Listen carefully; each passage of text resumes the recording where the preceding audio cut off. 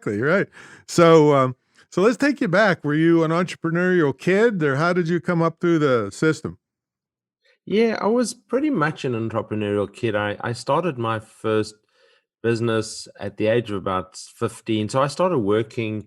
I needed to work. My parents couldn't afford couldn't afford much. And so I started working just after the age of 14. Hmm. I had a sort of interest and passion for electronics and radio, actually. I became a amateur radio nut at the time. Oh, I just got my. Did you get licensed and all that stuff?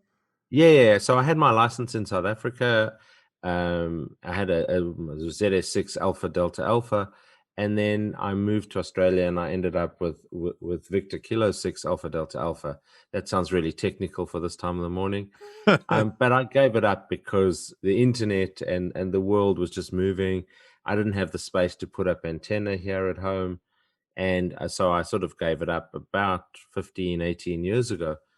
But my interest in that got me a job at a small electronics shop in downtown Johannesburg that sold basic electronic components and kits for building things, and it sold radio equipment. And so I got to play with some of the best equipment, which was pretty So cool. you're saying you're from South Africa, and you're. I'm from South I Africa. I see. was born in a little town off the coast and grew up most of my life in Johannesburg. Okay, got it. Got it.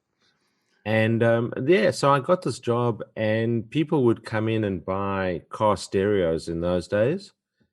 From the shop, we Hmm. also sold car stereos, and then they'd go, "Well, do you know somebody who can install them?" So, in my absolute belief in myself, I went, "Yes, sure, I can do that." Okay, dive in, And right? that's, of course, how you start a business. You dove I in. realized, I realized after stuffing a few of them up that I went, "Yeah, anything that has to do with my hands and make me money, probably not the way I should be going in business. I should be using my brain and not my hands." And I have an immense respect for people who can